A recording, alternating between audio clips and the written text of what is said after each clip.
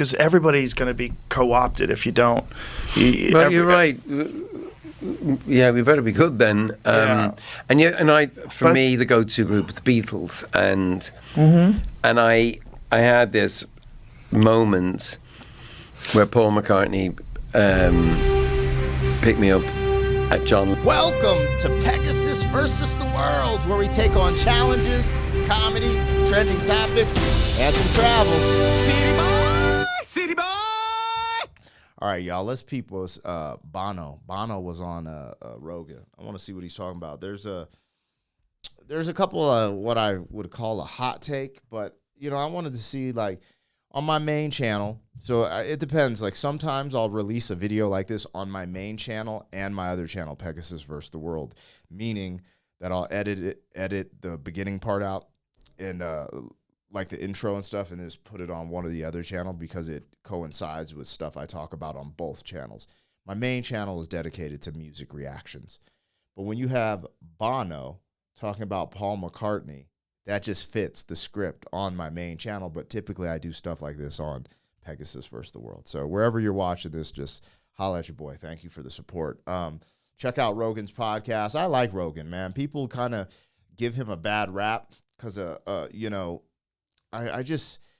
I don't even want to really get into that today, but I think he gets a bad rap because of how misleading a lot of the mainstream propaganda is, and the way they, it's just one of those things where this is why podcasting and stuff like that is getting so popular, because people can actually have a voice and have true conversation over there, where a lot of the mainstream media is just weaponized to fit very specific narratives. But we'll get into this. I'm checking this out on Joe Rogan's Clips channel. So if you want to go over there and watch the clips or check out his podcast, do so.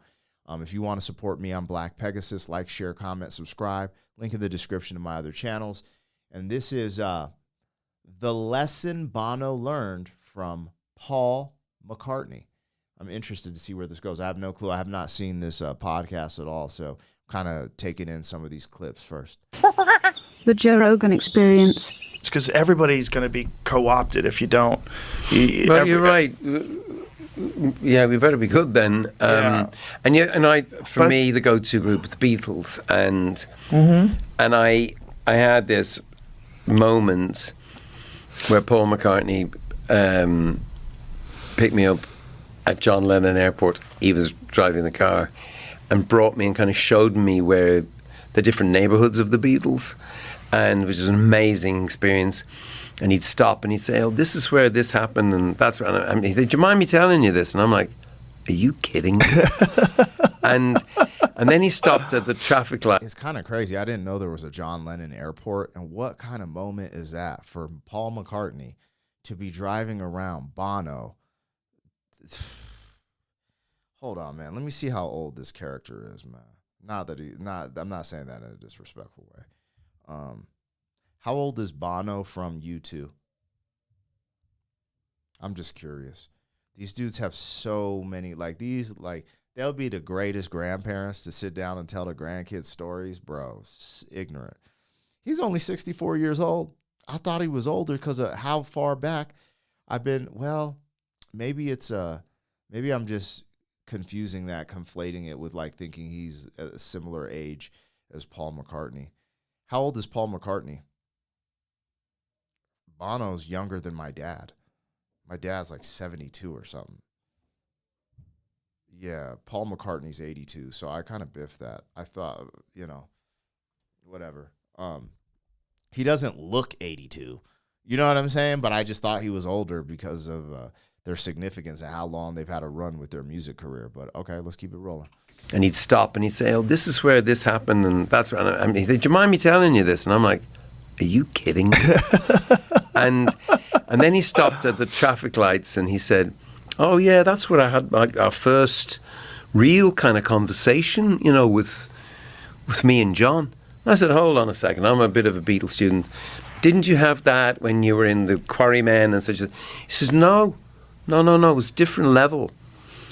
He bought a bar of chocolate, and after the war, chocolate was really hard to come by, It was kind of a real luxury. And he bought the bar of chocolate, and he didn't give me a square. He broke it. Cadbury's milk chocolate, broke it in half. And I said, "Oh, so you're into sharing too?" He said, "Yeah." And he said, "I don't know why I'm telling you that." And he drove on, and I just thought, oh, I know why you're telling me that. Greatest collaboration, not just in music, in the history of music, maybe the greatest collaboration in the history of culture started with half. Wow. They shared, they gave it. My mate, Googie, who I just... Damn, that is kind of deep when he breaks it down like that. You know, the other thing, I know this is probably going a little off the beaten path, but I like to highlight stuff like this. The fact that we are so comfortable and in a place of abundance in America, Europe, etc. Like back then, a thing of chocolate was hard to come by, where it's like, yo, this means a lot to me. I'm so excited to eat this chocolate. I'm going to break it and give half to you is an absolute symbol. But just the fact of saying that it's hard to come by is so unbelievable because we have so much access now, you know? So sometimes I like just taking a moment to highlight and embrace the fact that things are so abundant, even when we get kind of down and out. You know, in America, the poorest person has access to chocolate. Like, isn't that kind of crazy to think there was a time you didn't have access to chocolate, where now you could literally, like, homeless people on the streets are probably eating chocolate, like, if they choose to. Like, that's just, it's really wild when you think about it.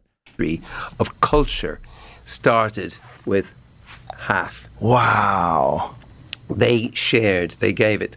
My mate, Googie, who I just spoke about, who knows all about you and knows all about your sport, he taught me everything he had.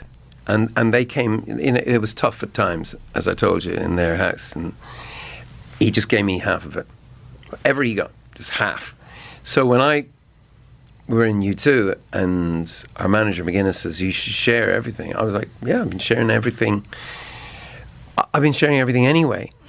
And even now, Edge and myself, we're sitting in our house, we share this place in the south of France. We've been there for 30 years. All our families have kind of grown up there. French are too into themselves to bother us, which is really the way we like it. And we sit there and we think, the real owners are going to come. Right. You know what I mean? Because we still don't really believe this has happened to us. And you know what? I think that's probably right, because we don't really own this stuff. You get it for a short period and then you hand it on. I think something about the four and the way we share is in the sound of our music. I think is so that too. too? No. I think you're dead right. I think that when you and I was just standing there with a little tambourine and Jimmy found it, and but it's him playing the tambourine, and that's actually kind of deep, because now we're talking about U2, but we're talking about this lesson of sharing things. And when I do these reactions, like these music reactions, this is just wild when you think about sharing. Like, I'm also sharing, like, these moments that happen in the music reactions are shared with other people, right? From my reaction to their initial reaction to being introduced to these bands. This ripple effect of sharing is actually just like, almost like the concept of infinity, the 8, because he's talking about how they, they're giving a piece of themselves, sharing a piece of themselves each in the band to create this music. It's not just one person. It's not just they're sharing it and then they share the music with the world. People share it with others. You know, it's kind of wild. Anyways, I just like how this story started with a chocolate bar from Paul McCartney to John Lennon. Like, it's just like, it symbolizes too, as it reminds me of Jesus breaking bread, if we're being real. Crazy. Anyways. And yeah, there's something, again, There's not much scholarship about this type of stuff that you can read up But on. it resonates, right? But you can feel Yeah, something. I believe it. I think there's something to it. You've made decisions that have sort of affirmed this commitment to a higher goal. It's not a hierarchy of, who's the lead singer, who's this, who's that. It's not who's the big star. It's just we're all together to do this thing. I'm in a band where every member of the band thinks they're the leader. I think that's every band. And I mean, that and happens in so many bands. I voted for this. Yeah. And it's sort of great. When he says that, it almost makes me want to rethink the way I approach reaction videos as well in that sense. Because I'm always like, oh, who's the lead vocalist? And I'm always focused on who wrote the song and who sang the song. I don't spotlight or highlight the musicianship. I do more now as I'm maturing and understanding, what I'm actually seeing here. But it's absolutely true.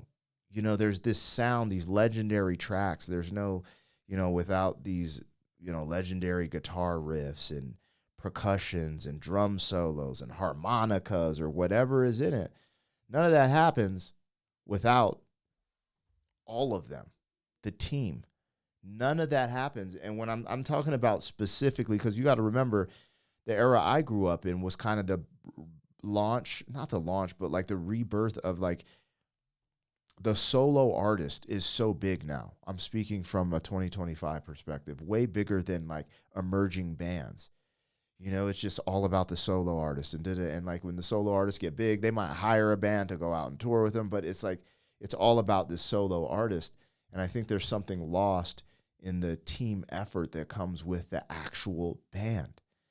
And it is so easy for people just to be like, oh, the lead singer, because they just get that highlight. And I'm definitely guilty of that. Absolutely. So I don't know. I thought that was a cool one, and it all just stopped for a Toblerone, the breaking of a chocolate bar, the symbol of sharing. Anyways, I liked that, man. Just a little something. You can always learn something from the OGs, and it goes. I know people get kind of hyped up with people like Bono because he has his own political ideologies, and he might, think certain things should be a certain way or whatever. But there's always some gems you can learn from any and everybody. So I hope people can put that, behind them and hear the message of sharing that, at least in the music form, is great. I loved it.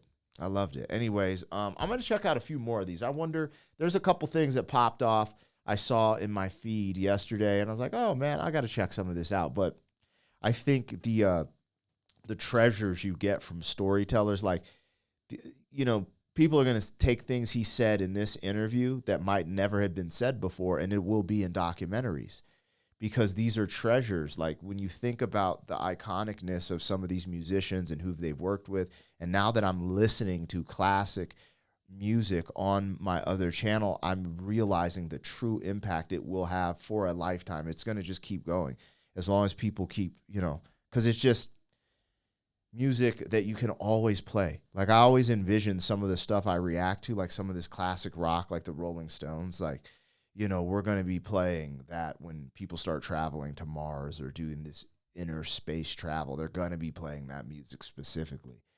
And that's just what I think. So I don't know. Let me know what I got, what I missed. Like, share, comment, subscribe, and I'll catch you guys on the next one. City boy, city boy.